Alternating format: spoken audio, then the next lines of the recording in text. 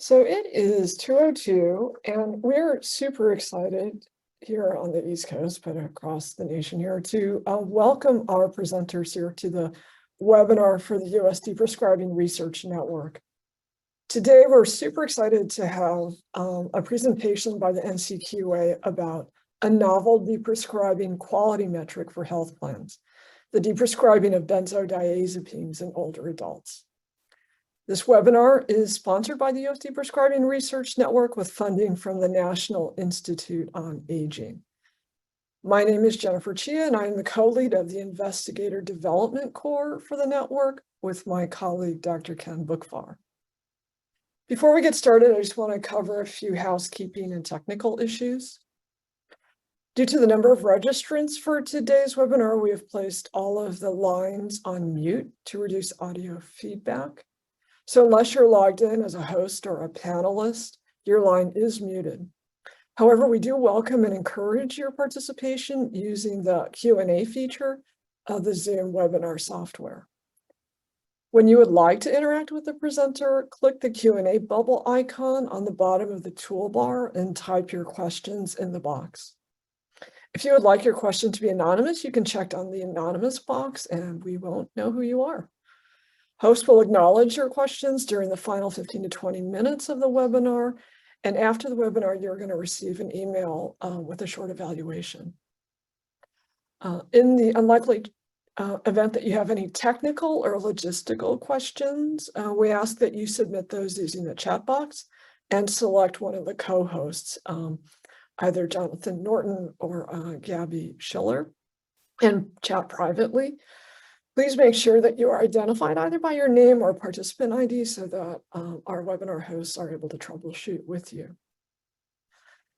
Finally, before we get started, I'd like to extend a huge amount of thanks to our technical staff, without whom this is not possible.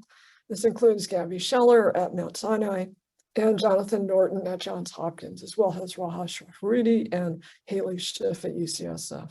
These guys do an enormous amount of work, and we're just incredibly grateful for all the heavy lifting they do.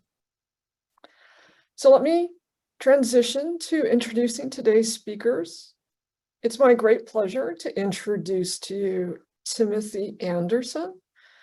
Tim Anderson is a clinician investigator in the Division of General Internal Medicine at the Beth Israel Deaconess Medical Center. He's an assistant professor of medicine at Harvard Medical School and the lead for improving value in healthcare at the BIDMC Center for Healthcare Delivery Science. Dr. Anderson's primary research interests are identifying strategies to improve the quality of care delivered to older adults with chronic conditions and to reduce the delivery of low-value prescribing and diagnostic tests. Dr. Anderson is joined by Dr. Rachel Harrington. Rachel Harrington is a research scientist at the National Committee for Quality Assurance, and she leads the measurement team focused on the development and testing of risk-adjusted healthcare resource utilization quality measures. She's responsible for developing strategies to advance health equity and quality measurement, including methods to promote transparency, incentivize reduction of inequalities, and build more inclusive approaches to measurement. She also serves as a subject matter expert for measures of appropriate medication use in the elderly. We are so excited to have you here because it's so great to see all of the research that we're supporting and doing translated into real work on the front line. So thank you for being here, and please take it away. Great. Thank you so much, Jennifer. And thank you to the Deprescribing Research Network for having us. As introduced, I'm Rachel Harrington. I'm at the National Committee for Quality Assurance. And I'm going to kick off our discussion today by talking through the quality measure that's sort of the focus of today, our deprescribing of benzodiazepines in older adults measure. And then I'm going to turn it over to Tim to kind of walk us through some preliminary findings around measure performance and help us think through the sort of research, policy, and clinical implications of a measure like this. So first up, just taking a moment to pause on our disclosures. All right, then let's talk about developing a quality measure. I'm going to start off with a little bit of high level. So if this is known to some of you on the call, apologies for the duplication, but it can be helpful just to ground our discussion and really the context that we're talking about today. So quality measures are fundamentally tools. They're tools designed to help measure or quantify the healthcare processes, outcomes, patient perceptions, and structures or systems associated with our ability to provide high quality healthcare, or that's related to achieving the goals of healthcare. So safe, effective, efficient, patient-centered, all of those great domains. But the measures themselves function in a pretty unique way because they're helping us bring light to what's going on in our healthcare system. They help us set our targets and our goals for where we want our system to be going. And they give us metrics that we can build incentives off of when it comes to payment and policy and so on. So they're a mixture of very research oriented in the sense that you want very reliable and valid metrics, but also sort of intrinsically linked to dissemination and implementation, which will be a focus of a lot of what we'll discuss today.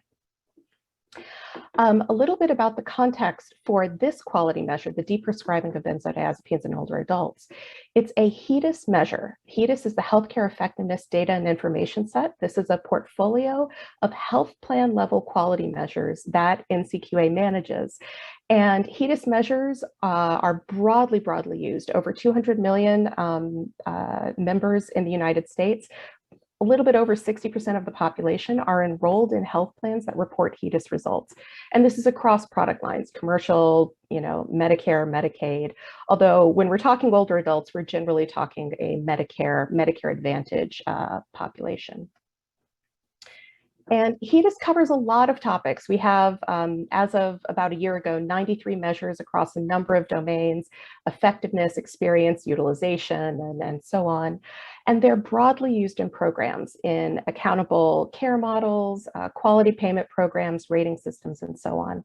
And the reason I point this out is to give context for what it means to have a deprescribing measure in HEDIS. This has broad visibility and potentially very broad use as it matures in the space. So let's talk a little bit about how we develop measures for HEDIS and the process that we go through. Measure development is never static. We start off early on with thinking through the selection of a measure concept.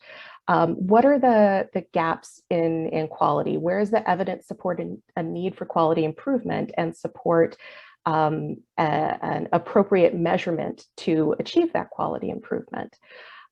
Once we find a target that seems appropriate and reasonable for a quality focus, we go into a pretty intensive development phase, qualitative and quantitative testing, stakeholder engagement, and so on.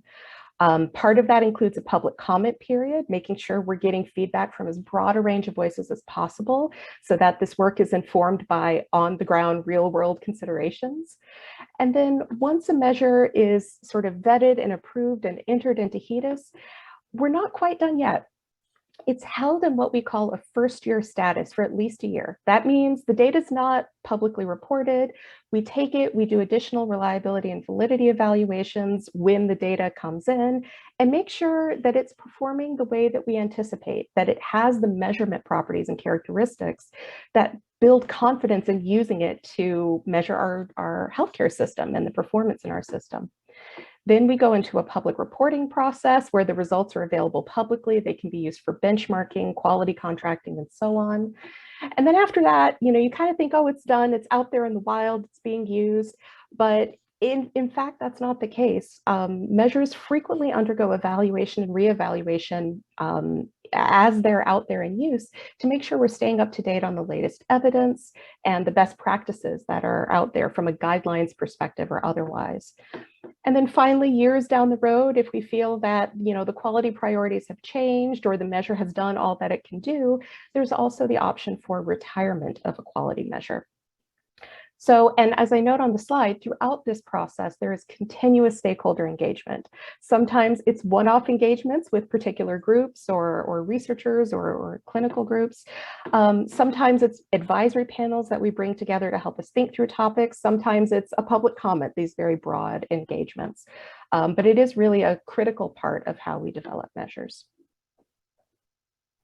So what I'm going to do now is walk through for our deprescribing of benzodiazepines in older adults measure, some of the key decisions and processes we were going through measure development, and kind of give you some insight into how we approach this and why we made some of the decisions that we did. So starting off with measure selection, I talked about how we typically look to the evidence, the guidelines, clinical practice to help us understand where a measure might fit, where this might be a good quality target for us to put in place. Another thing we frequently look at are what other quality measures are out there that speak to this same topic. And if you think about benzodiazepines in older adults, which is a particular population, a particular target, we do have other quality measures that are active in this space. In HEDIS, so health plan level measures, we have two that are based off of the American Geriatric Society Beers criteria that you see listed here in blue. The one on the left, use of high-risk medications in older adults, is based off of Beers criteria table 2, so your potentially inappropriate medications.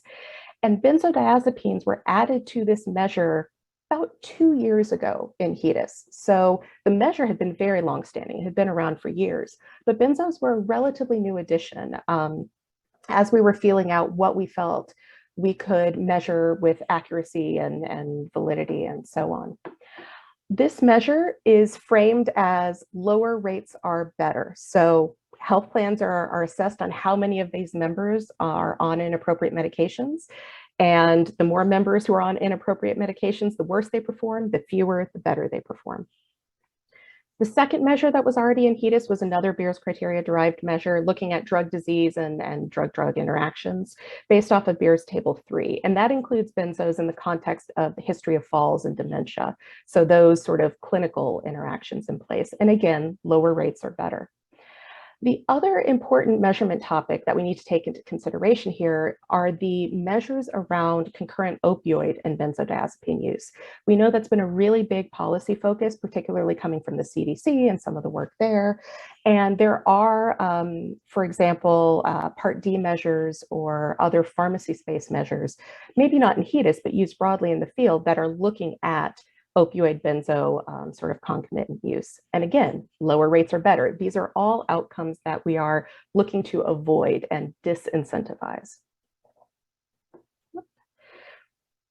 So as we were looking at this measurement dynamic and as we were seeing this general consensus that amongst older adults, which we generally would define as individuals 65 and older, that benzos were pretty commonly accepted as inappropriate, except for some very specific caveats, indications, and so on. I think this group is probably very well of the clinical literature in this space, so I won't spend too much time on it, but the risks of dependence and withdrawal, sedation, and the associated risk of fracture, some of the implications for cognition and dementia. And so we saw in the literature, there was this general consensus that deprescribing was appropriate for benzodiazepines in an elderly population. And then we started digging in and trying to understand the deprescribing literature specific to benzos in a little bit more detail. You can see just a set of examples of the citations that we looked at in this review, some of which I'm sure are very familiar to this group, the work coming out of deprescribing.org, some position statements by the American Academy of Family Physicians and other national guideline groups. But there wasn't a single predominant guideline that spoke to this population or spoke to this need, but we did see a lot of consistency in the recommendations. The idea of starting with a larger taper of 20 to 25%, holding for a couple of weeks, and then decreasing the taper amount and sort of drawing it out over time with the sort of shared decision-making, working with the patient, managing withdrawal, and so on. And the idea that a slow taper was considered quite reasonable and in some cases very preferable, lasting 6 to 8 months or maybe even longer. But when we saw this in the guidelines, this is what we started looking at when thinking about how we might construct a deprescribing measure. What were the sort of constructs of this outcome? What were the time periods that we needed to look at? What might be some of the populations where deprescribing isn't appropriate?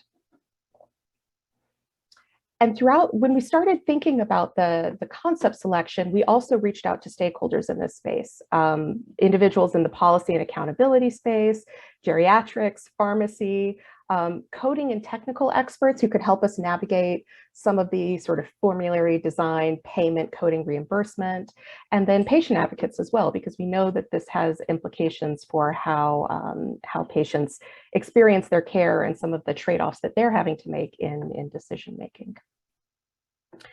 And throughout all of this, I would say the biggest consideration for us, not the biggest, but a key one, was balance. We had these existing quality measures out there that were putting a downward pressure on benzodiazepine utilization in the older population. We were looking to see how we could create a balancing measure that had positive recognition for implementing the patient-centered safe clinical practices that we saw in deprescribing and deprescribing guidelines. And that's what's really led us to this concept of developing a deprescribing focused quality measure. So where did we land? When we talk about measure development, there are a couple of key concepts that we look at in designing the measure. Because if you think about it, a quality measure is sort of like an entire research protocol in one. It has a cohort definition in the measure denominator, it has an outcome definition in the measure numerator, and it has sort of your detailed metrics in terms of how you define your rates and your subpopulations and so on. But to translate a good clinical or research concept into a quality measure takes some particular criteria. We look at relevance. Is the concept meaningful to stakeholders? Is it important? Does it address sort of priorities for our healthcare system like equity? Are there financial implications of quality improvement? Importantly, can it be controlled? Is this an outcome or a metric that an organization can have leverage on and can make improvement on? And do we see variation in it? A quality measure that shows no variation is not a very helpful quality measure because it doesn't really help us grapple with and improve our system. We also, of course, look at scientific soundness. What's the evidence that's out there? What other metrics, measures, or standards in our healthcare system are aligned with the concept? Is the measure accurate and reliable? Is it valid? And finally, feasibility, which is another element that's very unique to quality measurement. When you're introducing a quality measure, especially into a program like HEDIS, it has to be applied and calculated nationally for use in a broad range of programs, not just one specifically designed program. So can it be precisely specified in a way that can be implemented and calculated across all sorts of areas?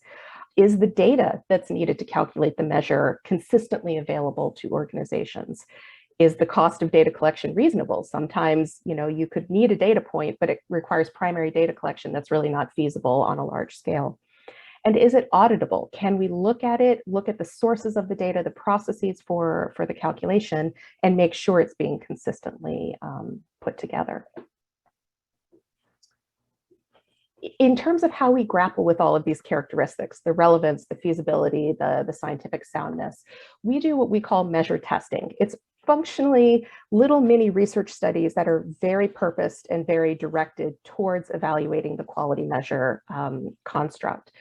It's a mixture of qualitative and quantitative. From a qualitative perspective, we will do interviews, sometimes formal, sometimes a little bit less formal, to get a handle on the current state of clinical practice and policy, what quality improvement efforts are in place, and the opportunities and challenges if we were to introduce a particular measure topic. On the quantitative side, we're looking at the impact of different ways of defining our populations and outcomes. For example, if we're excluding a particular clinical population, if we're requiring continuous enrollment for a certain period of time, if we're using a particular ICD-10 code algorithm for defining something, we test and see what the implications are for all of those different elements. We also look at the characteristics of our measure cohort, our denominator, age, sort of demographics, clinical profiles, and so on. We look at the population level, at the prevalence of our outcome or measure target, in this case, and I'll get to in a moment how we define deprescribing. And then we also look at variation in both the denominator size and outcome performance across whatever unit we're measuring. And in this case, we're talking about health plans. So we want to make sure that how Health plans come in many shapes or sizes. There's a lot of heterogeneity across the country, depending on region, size, population, and so on. We want to make sure if we're introducing a quality measure that we understand how the variation in how health plans exist is reflected in the measure performance and the feasibility in reporting that measure. So that was a very long preamble to tell you how we got basically to this slide, which is the specification at a high level for our deprescribing of benzodiazepines in older adults measure. What we're looking at with this quality measure is the percentage of Medicare members 65 and older who were dispensed benzodiazepines and who experienced a 20% reduction or greater in average daily benzodiazepine dose during the measurement year. It's a lot packed into that. We are looking at Medicare members, so this is specified for the Medicare product line. Generally, you would think of that in terms of Medicare Advantage plans being the ones who would be evaluated on these outcomes. The 20% reduction or greater, that's the sort of threshold that we landed on when thinking about the range of tapering and the time it takes to taper as a gentle enough middle ground to incentivize dose reduction in a responsible way while still having meaningful dose reduction. And then we're also talking about something called a measurement year here. Quality measures are cut on a very specific time frame, typically a January 1st through December 31st. Sometimes there are little nuances in there, but it's typically 1 year. And so we can't guarantee that we're going to have data from 5 years ago, or we're going to be able to group multiple years of data to analyze outcomes. So we have to make sure, however we're specifying it, that we can get a meaningful metric over that 1 year period. I mentioned the product line is Medicare. The data source is administrative, so claims data, enrollment, and so on. And then we do have a stratification in this measure. Health plans will report an overall rate, but they'll also report their rates broken down by members with a diagnosis of generalized anxiety disorder versus those without. And again, that was based on the literature and the evidence and understanding that the ways that deprescribing and tapering might be approached would be different for a member with GAD versus one without. So just digging into a little bit of the detail here, starting with the denominator. Think of this as the cohort or the population that's being measured. The quality measure, the devil is really in the details. It's how you operationalize it and define it so that you're having consistent calculations across all the different entities being measured. And so here we defined our sort of eligibility criteria as 2 or more benzodiazepine dispensing events on different dates of service, a qualifying index treatment episode, meaning a 30-day or more contiguous days covered by benzodiazepines happening within a certain time period during the year. We have what we call our routine use requirement, which I'll show more on in a moment. And then we had some exclusions. Quality measures put pressure on clinicians, on patients, on systems to change processes of care. And we wanted to make sure we weren't putting that pressure on patients where it might not be appropriate. So we exclude members who have a diagnosis of seizure disorders, REM sleep disorders, alcohol withdrawal, and benzodiazepine withdrawal. We also exclude members who are in hospice or palliative care. Now, I mentioned routine use. That was because we really did not want to target this measure at members who might have a procedure during the year that they're prescribed short-term benzos to help them manage a particular scenario. We were really targeting those members who were on longer-term use, who really could see their doses decreased and hopefully eventually tapered down and off. And the way we did that was actually by putting in a little bit of a pharmacy concept, which was proportion of days covered. We made sure that to be in the measure and to qualify for the measure, a member had to have both that index treatment episode, so 30 continuous days covered, but also a proportion of days covered greater than or equal to 50% throughout their treatment period. So from the end of the index episode through to their last dispensing, or end of year, I apologize, end of measurement year. You might be familiar with PDC in the terms of adherence, like a PDC of greater than or equal to 80%. Here, we weren't looking for adherence. We were just looking for people to routinely have the drugs on hand. We know that skipping can occur. We know that, some of the patterns of dispensing here may not be fully regular. So we just said 1 out of every 2 days, we wanted to make sure that somebody had a benzo on hand to qualify for this measure. In terms of the numerator, I mentioned dose reduction of 20% or greater. You can see a little bit about the calculation here. One thing we did add into this measure was to count people in the numerator, members who achieved 100% discontinuation. So if their dose goes all the way to 0, that is counted as part of the 20% or greater. And then in the specification, and I'm not going to go into it today for time and also for just keeping it at a higher level, we have really detailed instructions on how to handle things like dispensing sequencing. What happens if the same or different drugs are dispensed on same or different days? Because we're tracking these trajectories of doses, and because this has the potential to be used for accountability, payment incentives, and so on, we have to make sure everybody's calculating it the same way and not finding different ways to tweak what that last dose is to make things look better. So we have a very formal way that all of this is laid out and calculated to ensure that it's all done consistently. This is just what I was talking about, a visual demonstration of how a member can meet the numerator of the measure. You'll see 2 sample patients here. The doses are diazepam milligram equivalents. That's how we calculate across different benzos and strengths and potencies. So you'll see some members might have a reduction going from a 5 to a 1. Others might have a complete discontinuation. Both members would meet the measure numerator. All right, so we went through the rest of our process here. We came up with that concept, we developed it, we tested it. We took it to public comment. We wanted to see how this was received broadly. We received about 125 comments from a wide range of perspectives, and the majority of those comments supported the concept. But we did hear questions about the level of accountability. Was it fair to hold health plans accountable for a target like this? How did the plan versus clinician dynamic come into play? We got feedback on the denominator and the numerator, some of which we used to revise the measure before its final specification. And then there was also a really, good discussion on risks and unintended consequences. When you put a pressure like this on the healthcare system, where does that guide people? And how do we intend that to function, and how might it function in ways we don't intend? We're going to come back to that near the end of the discussion. So excited to announce that the measure was officially released into first-year status in HEDIS measurement year 2023. That means that the data will first be collected on this measure from January 1st, 2023 to end of December 2023. And looking ahead, where does the measure go from there? So we have that first year of data collection happening in 2023.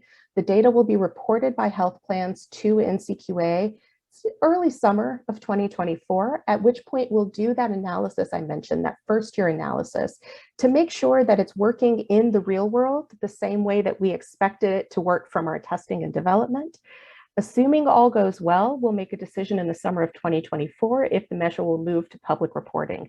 That means public benchmarking, potential for use in NCQA programs or potentially other programs, and sort of out there in the wild. So with that, I will turn it over to Tim to talk us through some of what we found in testing and some of the implications of that. Great, thanks so much, Rachel. And also thanks to the US Deprescribing Research Network, both for having us, but also Rachel and I and Mary Barton and folks on her team became connected through USDen. So it's been at least a very informative experience for me to learn from the NCQA group. I think for those of us who think about implementing research into practice and policy, it's really illuminating to think about measure development and just kind of feels like multiple R01s worth of work to go from concept to execution. So we wanted to talk a bit about, what is the current state of, in some ways, deprescribing as measured by the metric that Rachel just described, prior to the release of both this measure, or even kind of in some ways prior to discussions about this measure. And so I'm going to talk you through a little bit of, in some ways, example, almost pre-data, and one can envision the 5-year from now pre-post study of kind of what was the effectiveness of this measure. Do the next.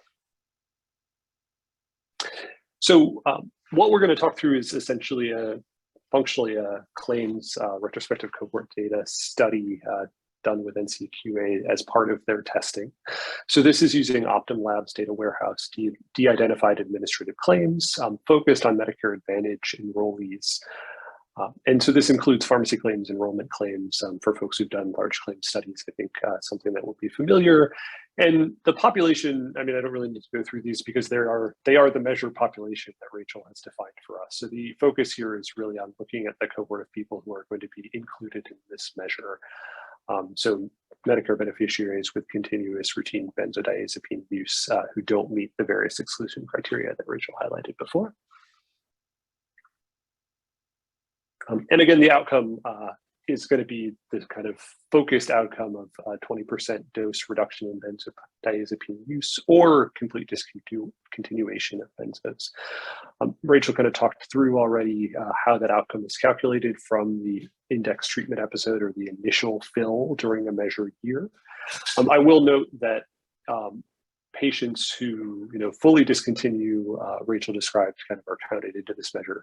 Patients who pass away during the year or who are not continuously enrolled fall out of that measure, which I think is an important thing. If your health plan has lots of people passing away, that doesn't necessarily make it look like you're effectively deprescribing. And in terms of analysis, we're really going to think about high level. These aren't complicated multivariate logistic regressions or anything like this. This is thinking about who currently is receiving deprescribing at an individual level within Medicare Advantage and by certain subgroups, including the anxiety and non-anxiety groups. And then what is the variation we see across health plans? Because again, I think when I think as a researcher about how we often approach variation in care, we look to top performers and kind of bottom performers in a way. We have a lot to learn from a plan that may already be routinely deprescribing. And we also have ways to think about metric setting for what kind of the middle of the pack is doing and where places might be. Because I don't think any of us go into this thinking that there's going to be 100% deprescribing in any health plan, nor should there be perhaps year to year. So this cohort included approximately 118,000 older adults who met the routine benzodiazepine use criteria in 2019. The majority were female and about half were over age 75. Just under a third were Medicaid dual eligible. Again, this is carved from Optum Medicare Advantage, so it's not exactly a completely nationally representative data set, but it is a national data set, I guess. The baseline benzodiazepine use, you'll see measured diazepam milligram equivalence is rather low. I don't have in my head the way I do for opioids a kind of standard metric of what's a high versus low diazepam milligram equivalent, but certainly we think about high doses being on the order of 10s to 20s to 30s, and the vast majority of these folks are using relatively low doses. That being said, there are some important outliers. 10% have very high diazepam milligram equivalents greater than 30, about 10% or 12% were on multiple benzodiazepines, which is sometimes considered a red flag. And then 30%, getting to the measure that Rachel mentioned before, were concurrently prescribed opioids. I imagine if we had gone through and looked at other sedating medications, we would even see further use of additional Beers List criteria drugs and things.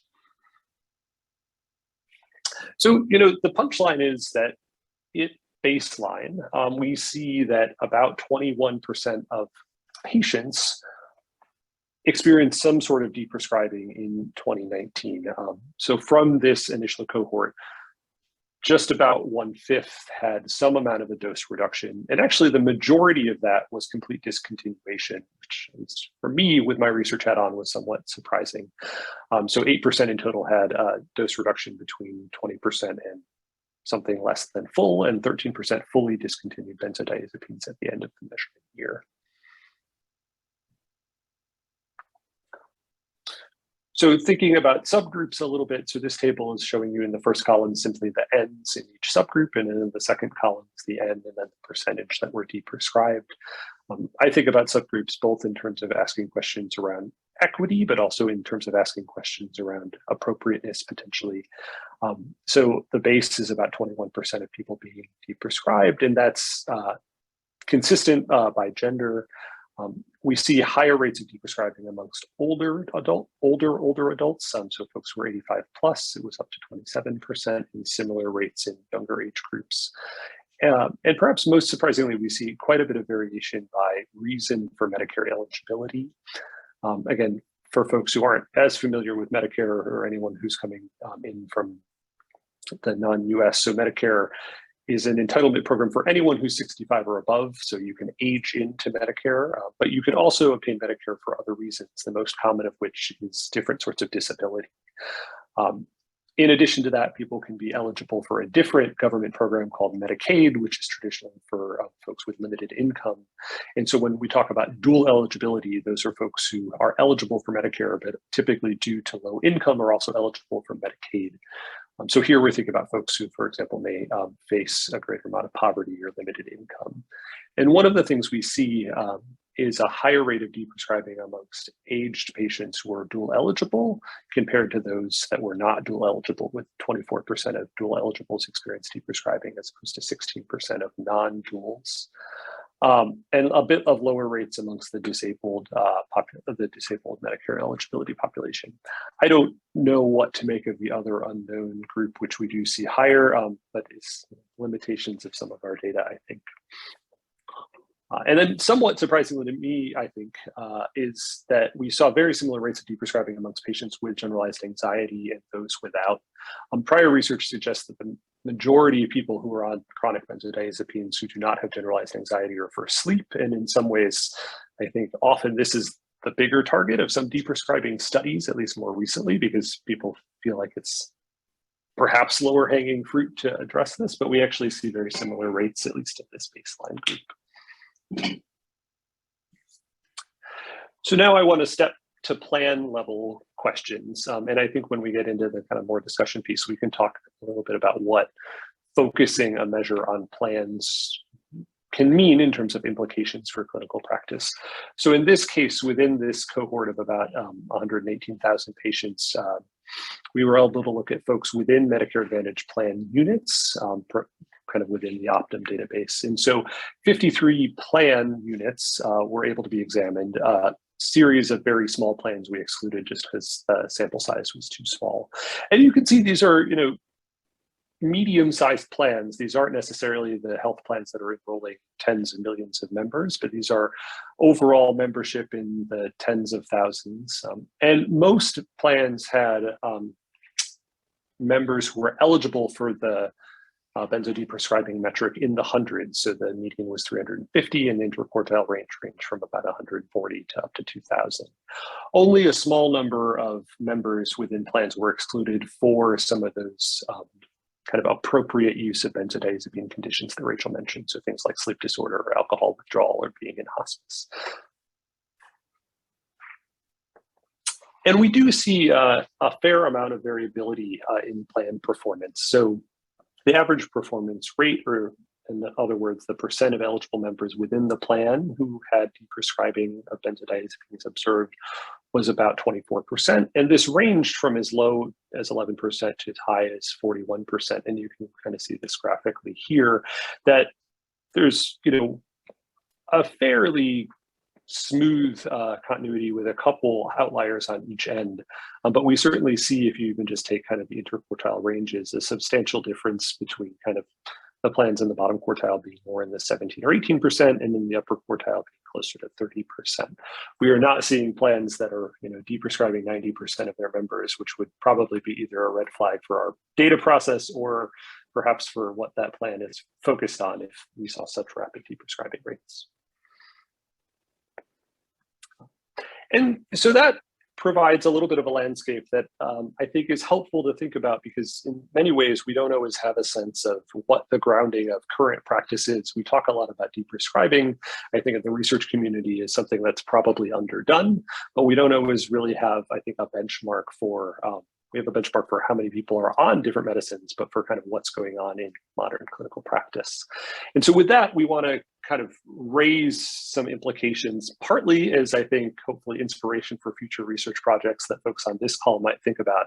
But also, I think one of the things I've learned a lot, learning from Rachel and Mary and others, has been, a lot of these kind of questions are things that NCQA and their stakeholders are really interested in feedback for as this measure matures.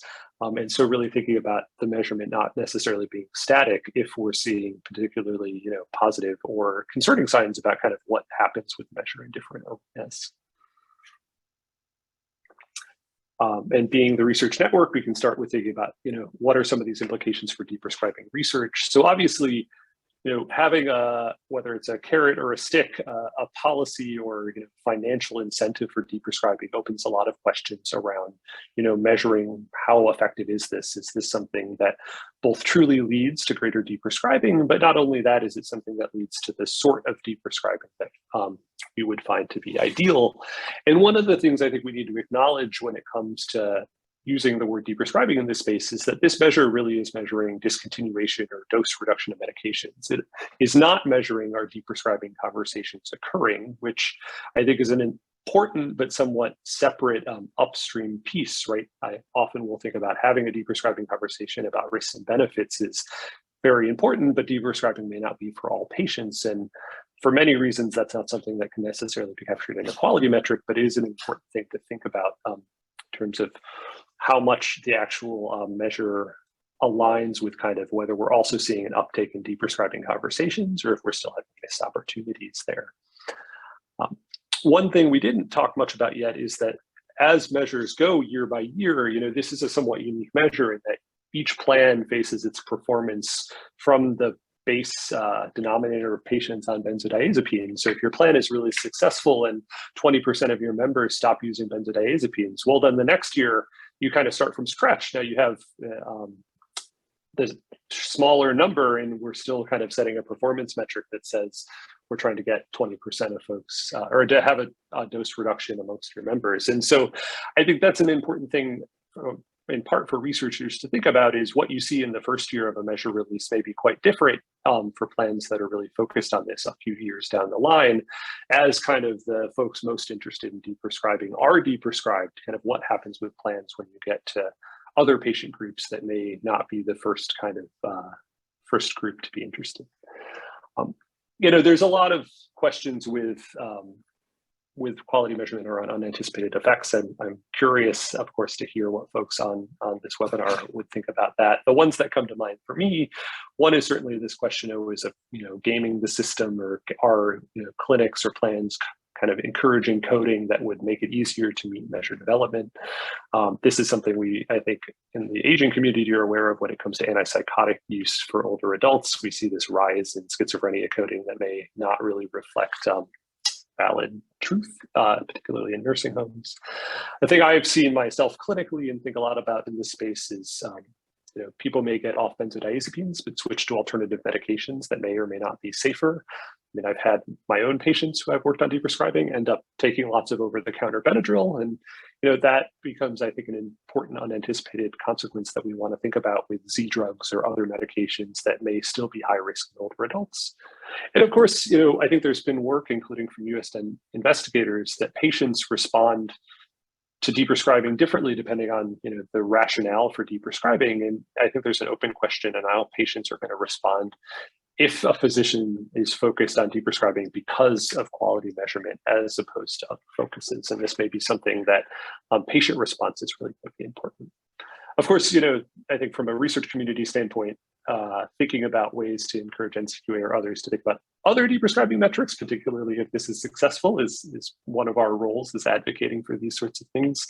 And then I don't think it can be understated that probably the most important thing the research community can think about is really how do we now bridge measurement to clinical practice through things like validated education materials to support deprescribing conversations. And certainly deprescribing.org is one of the places I turn to myself, but there's, I think, a lot of room to thinking about additional materials or materials for specific clinician groups or patient populations that can help support these sorts of endeavors. So I'm a practicing primary care doc and have a fair number of older adults myself. And so I think about the clinical practice side of things too. This again bridges to the fact that in order to have successful deprescribing, we obviously need to be able to not just have a carrot or a stick for doing this, but also resources to facilitate these conversations in an often constrained healthcare system or constrained geriatrics or primary care visit space. So I think there's questions around how do we help disseminate high quality clinical resources that exist or develop new ones that are needed, as well as, often we talk about and think about alternative treatments for anxiety or insomnia or other things that we're using for using benzodiazepines for, and how do we incentivize, study, prove that some of these resources are worth investments from the healthcare system, particularly when we think about things like team-based care, like support for pharmacist-led deprescribing models, or things like cognitive behavioral therapy, for which we know can be a useful, safer measure for some of these treatment options, but are not always, at least in the current healthcare system, something that's well-financed or easy to access for many patients. And then finally, I think there's a lot of policy questions here. So, there are questions around who's going to uptake this. Certainly, there are Medicare Advantage plans who are incentivized to participate in HEDIS, but there's also questions around, does this spread to other parts of CMS or to other kind of aspects of quality measurement in terms of thinking about deprescribing measurement writ large and also benzodiazepines specifically. I think remains this question of, what are the kind of differences in translating measurement into policy recommendations that focus on deprescribing in a patient-centered way versus dose reduction for dose reduction's sake?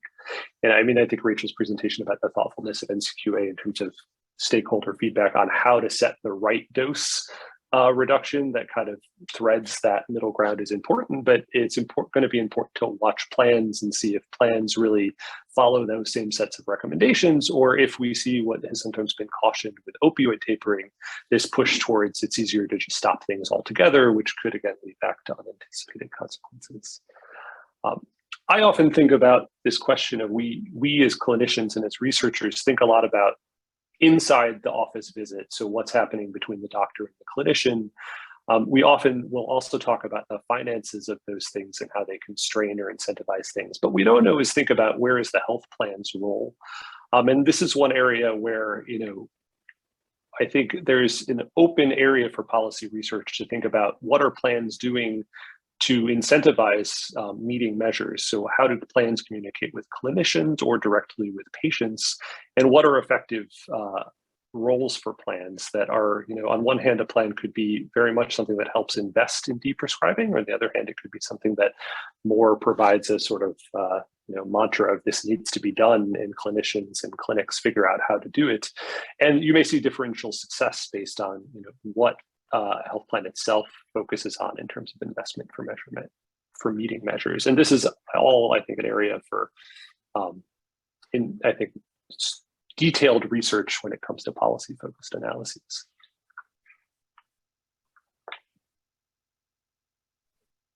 Yep, and then I'll just want to make sure to have time for questions.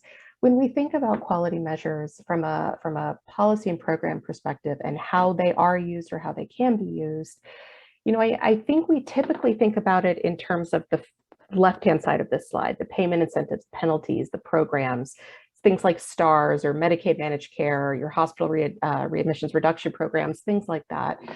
But there's also an element that quality measures inform on consumer choice, public sharing of performance results, and be it the formal systems like the nursing home or hospital compare or physician compare, or even when somebody goes to an insurer's website and is trying to pick a clinician and can see some of the quality characteristics of that clinician. And also, quality measures help us define our priorities. They reflect and promote what we deem to be valuable in our healthcare system, and they can help shape both policy and quality improvement targets. Having a metric out there gives you something to use in a QI study, your plan, do, act, all of those cycles out there. So we're hoping that this can also promote additional conversation, to Tim's point, around research and other activities.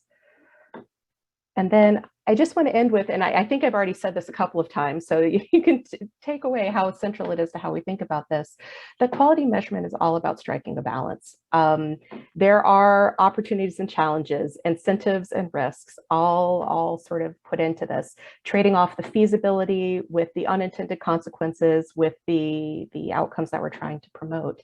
So, this is a sort of first-in-class measure that's out there. It's one that we're really hoping will spur conversation and that we can continue to learn from the great research and literature that's developing to inform future developments of this measure as it goes through its life cycle. So with that, I will turn it over for discussion. Thank you.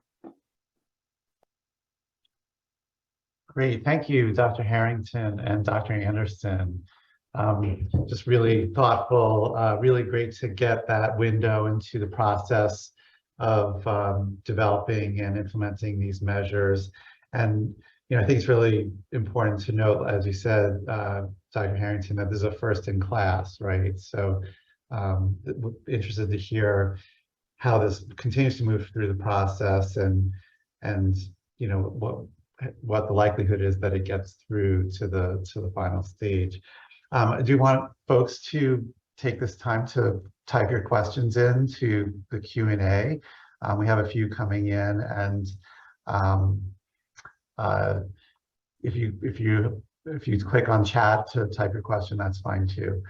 So in terms of question number one, there's a question about, have you stratified your prescriber-focused or prescriber-directed deprescribing motivational tools?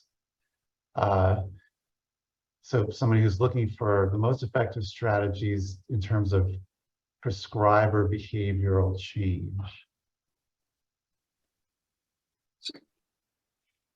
So I'm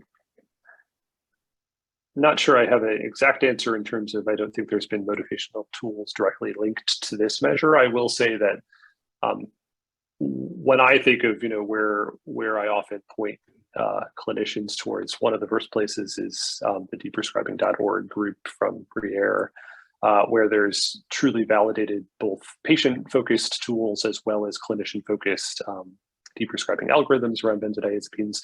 It's certainly not the only place, but it, in part because it covers multiple medication classes, is one of the places that when we've done local efforts to do deprescribing in our own health system, those are often where we turn to. That being said, I think that's one of the areas for research is how do you make these sorts of tools more available and make sure that they fit different settings of care. Okay. Next question is, in the conceptualization and development of this measure, what are its opportunities for use and implementation? How do you anticipate that it gets used? So I can take that. We were through some of the stakeholder engagement and qualitative interviewing that we did during the development process. We spoke with plans, pharmacy benefits managers, clinicians, and others. I can't say we know for sure how it's going to be used out there, but generally thinking of it as a way to do, for example, a health plan might use it for a risk stratification or a program stratification, looking at those members who maybe are closer to achieving the 20% reduction, or have, are falling in the denominator and have room for improvement, using that as a way to trigger outreach to clinicians, triggering outreach to patients, sort of subgrouping and undertaking specific quality improvement activities. So that's a really common way that we would see a metric like this used. And we did hear from some of the organizations that we spoke to that they had actually, even before quality measure existed, started piloting initiatives like that. Now, they might have had different motivations. Some of them were looking at it from an internal operational, potentially financial perspective, but there were plans who were already thinking about benzo dose reduction and doing sort of clinician partnership and outreach to achieve that. So I think we're hoping to see more of that with a measure like this out in the space. Maybe I'll tack on how I've almost tried to use the future of this measure in my own local healthcare system, which is, I think, when I talk to clinical leadership about this idea that one of the things in the future that they may face in quality measures is benzo deprescribing. I mean, that resonates very closely, at least with primary care clinical leaders. They think about quality measurement as something they focus on when it comes to, cancer screening rates or diabetes care or hypertension care. And so that language for clinical and operational leaders, I think, is a very shared language. And for some extent, they started to become much more interested, at least it's been my personal experience, in terms of, okay, if that's something we're going to be measured on, we want to start to think about how do we not run a research study, but how, do you have educational materials that you can tell us to work towards? Like we want to do this now that we see that it's a priority at a systems level. And that also, I think, opens the the door to start thinking about pragmatic experimentation. So how do you do real world testing that's not kind of the big trial, but is testing different educational materials in your own clinic or healthcare system, doing these sorts of randomized quality improvement interventions or things of the like. That again, the measure itself becomes in part motivation in that conversation, but also in part metric setting. So if you're going to do these sorts of studies, whether they're a formal study or more quality improvement, part of the way your clinic may think about it is really benchmarking to the measure that they know they're reporting upwards. Great, thank you. Going back to the pilot study, can you share insight on why, and I apologize if I missed this particular, why a higher percentage of males were able to deprescribe than females? I'm not sure it was a higher percentage of males than females deprescribing. When you look at It's it, about the same, yeah. Yeah, it's about the same. What we did have is a much larger number of females in the denominator, so meeting the benzodiazepine routine use and so on. Right. But when you look at the achievement of the numerator, it was quite similar. And now that I look at that table, I think those are flipped, our two values there. The percentage is correct, but the numbers are flipped. So I understand where that question's coming from. That is a typo on my part, but the percentage is correct and they were equal. Well, it might be worth reflecting on the gender difference in the denominator too. Any thoughts about that? Not specifically from our end. I think I could sort of hypothesize about why, what leads to benzodescribing in the first place and things like that. But I'm curious, Tim, from your practice, if you have any thoughts. No, it did seem larger than I might have guessed. I mean, I often think of, for longevity reasons, sometimes you see a bit of an imbalance with more women than men in older adult populations, especially 85 plus. But the 70-30 breakdown surprised me a little bit as well. I think one thing we could look at is kind of the exclusions, where there are more men being excluded out, but knowing that the rate of exclusions was pretty small, I doubt that's the driver. You could think exclusions. You could also, we don't call them exclusions, but the criteria for the denominator around continuous enrollment, routine use, things like that, and sort of exploring where the relationship is between demographics and some of those characteristics might be insightful as well. And then a question about how does the measure treat patients who are on the lowest available dose of a benzodiazepine? So I think that's going to depend a bit on which type of benzo they're on, if they're on the sort of long or short, or the characteristics of it. But at its simplest level, if they're on the most optimal lowest dose benzo, if they've reached a point where for patient-centered shared decision making and further reduction or discontinuation just isn't feasible, then they would remain in the denominator. And I think Tim made this point, and it's an incredibly important one when it comes to quality measures. We never expect 100% or 0%. We never expect nobody to be on benzos or everybody to discontinue. That's not how our healthcare system works. It's not how individual patient care works. I think what we're looking at is the overall trend at the population or cohort level, trying to see greater percentages with reduction, greater percentages with discontinuation over time. Great. Well, I'm mindful of everybody's time, and we're at the top of the hour. Just another thank you to Dr. Harrington and Dr. Anderson for your presentation and your work in this area, which is so important. Thank you to attendees who took a time out to join us today. We have another USDEN webinar coming up in October. This is going to be joint sponsored with the International Society for Pharmacoepidemiology, and that's going to be on October 6th at 12 noon Eastern. And I believe there will be opportunity to evaluate the presenters today. If you didn't have your question answered, they did share their emails, and I'm sure would be glad to hear from you. So thanks again, and enjoy the rest of your day. Thank you. Thank you all.